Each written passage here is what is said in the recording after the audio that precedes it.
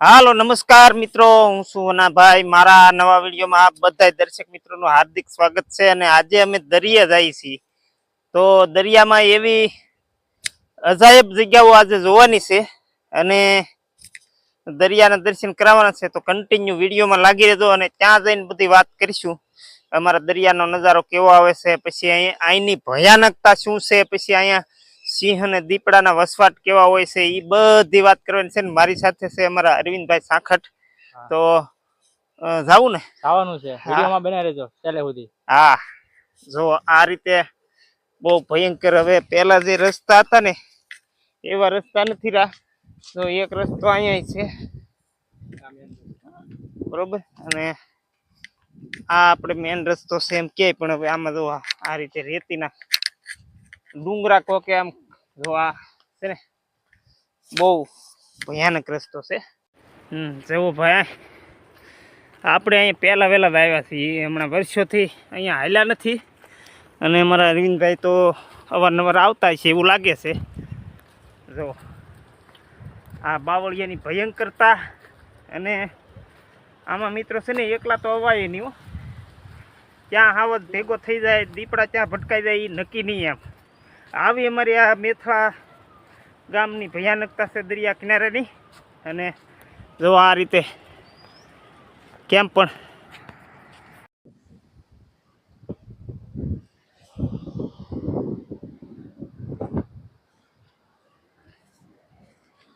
હાલો મિત્રો, દરિયા આવી ગયા. અને દરિયો ભાઈ આખો ભર્યો છે ફૂલે ફૂલ. છતાં આપણે નીચે જઈએ અને જો આ રીતે લોટ દે છે. હા, દરિયો ફૂલે ફૂલ ભર્યો ને અમે બંને મિત્રો હાલ્યા જઈએ છીએ. હવે શું છે, અમારે એક હોડી પણ જોવાની હતી અને શિવલિંગના દર્શન કરવાના હતા, પણ એ દર્શન નહીં થાય. અને હવે આપણે દરિયાના દર્શન કરી અને પાછું આવતું રહેવાનું થશે એવું લાગે છે. તો જઈએ આપણે. જુઓ આ રીતે બધા રસ્તા હોય ભાઈ, આપણને અજાણ્યાને કઈ એમાં ખબર પડે નહીં. પરંતુ આજે અમારા અરવિંદભાઈ છે ને એ આ દરિયાના ભોમિયા છે, થોડાક બહુ વધારે વાત ન કરાય, એટલે એને સાથે હું લેતો આવ્યો છું બરોબર. જો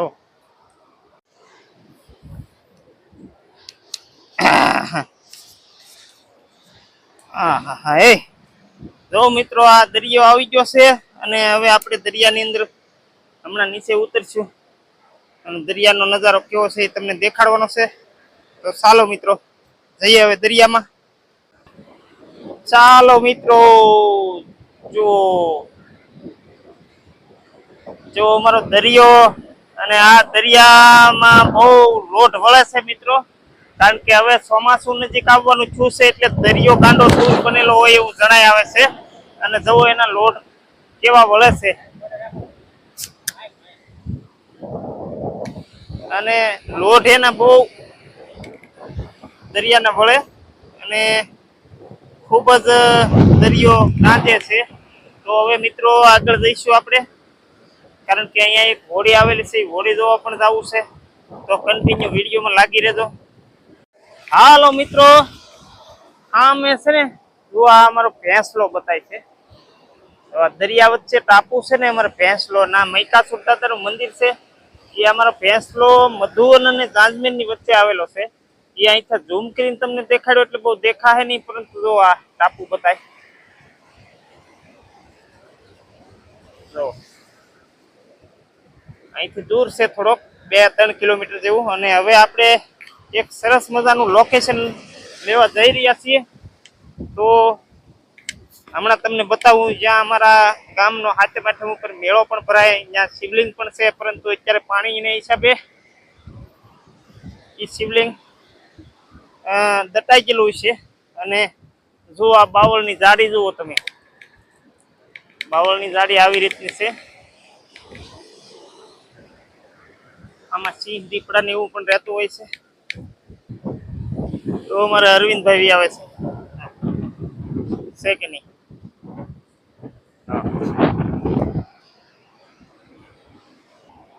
જો મિત્રો અહીંયા કોકનું ઝાડ પડ્યું છે દરિયામાં તણાઈને આવેલું.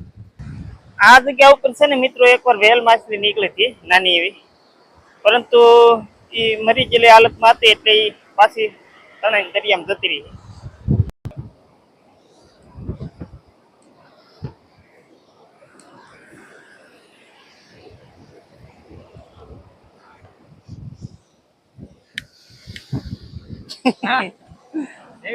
ઓ ભાઈ હા, જોરદાર.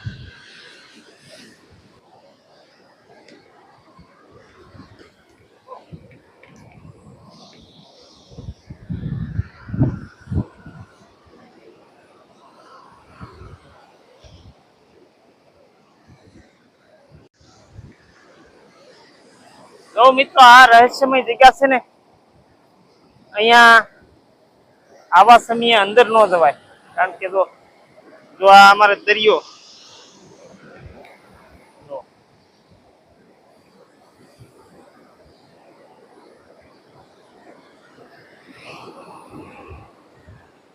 ફૂલે ફૂલ ભરાઈ ગયો છે ને. જો આમ આ જગ્યા છે ને અમારે એક રહસ્યમય જગ્યા છે, અહીંયા ત્યાં જવાય નહીં અત્યારે હાલમાં. જો ના જ્યાં હોય ને દરિયામાં જતા રહ્યા હોય ને તો આપણને દરિયો ખેંચી જાય અંદર, પછી આપણને બહાર નીકળવા ન દે. એટલે ભૂલે શું કે આ પાણીનો વિશ્વાસ ન કરવો મિત્રો, કારણ કે આ સમુદ્ર છે બરોબર, હોવા પડે અહીંયા. અને જો અત્યારે ઘૂમરી મારે, જો આ થોડીક વાર તમને છે ને લોકેશન બતાવી દો. આ મહા મહેનતે લોકેશન લઈએ છીએ અમે. જો આપણને ખેંચી જાય એવું જણાય.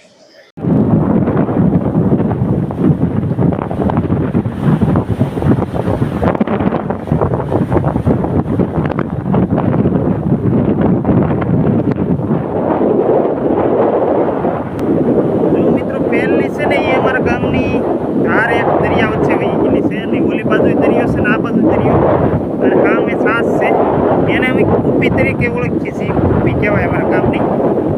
હવે કુપીનું પણ થોડુંક રહસ્ય છે, પરંતુ આપણે ત્યાં જે વિડીયો બનાવીશું ને ત્યારે તમને જણાવીશું. અત્યારે આ ઘોડી પડી છે રહસ્યમય, એ જોવા આવી છે મિત્રો.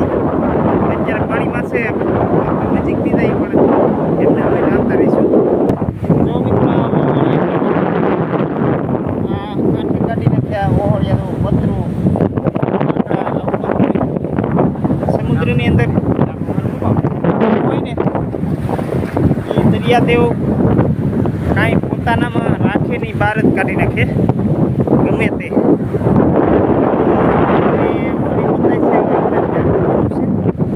આ રીતે મળી છે. હવે નજીક તો નહીં જવાય, પરંતુ દૂરથી આપણે શૂટ લઈને આવતા રહીશું. ચાલો મિત્રો જુઓ, આપણે એકદમ હોડીની નજીક આવી ગયા છીએ, પરંતુ હોડી છે ને એ એકદમ પાણીમાં પડી છે અત્યારે. આમ કિનારે છે પણ ક્યાં પાણી છે, એટલે આપણીથી એની પાસે જવાય નહીં, કારણ કે અત્યારે દરિયો ઉધાન એટલે કે ગાંડો દૂર ભરી ગયેલો છે. અને હોડી ઉપરથી આપણે લપસી ગયા હોય તો જીવનું જોખમ રહે. જો આ રીતે હોડી છે.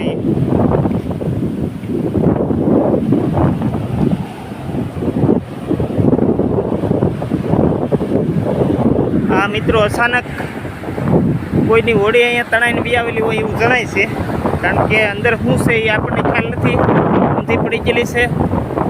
અને જો આ અમારી રહસ્યમય કુપી છે. અહીંયા એક આશ્રમ પણ હતો પહેલાં, ત્યાં શિવલિંગની સ્થાપના પણ કરેલી હતી. બધું હોય છે મિત્રો. તો જુઓ અહીંથી આખા દરિયાનો નજારો આ રીતે આવે, આમે પહેલો અને જુઓ અહીંયા આ હોડી. તો હવે મિત્રો આપણો અહીંનો ટાર્ગેટ હતો કે આપણે એટલે સુધી જ આવવાનું છે. આજે ઘણા સમયથી આપણે વાત કરી ત્યાં તો હોડી જોવા જવું છે, તો આજે હોડી જોવા આવ્યા છીએ. અને દરિયો પણ એક ઉદ્યાન એટલે કે તાનમાં આવી ગયેલો છે, આ એ પણ જોઈ લીધું. અને હવે આપણે અહીંયા વિડીયો પણ પૂરો કરી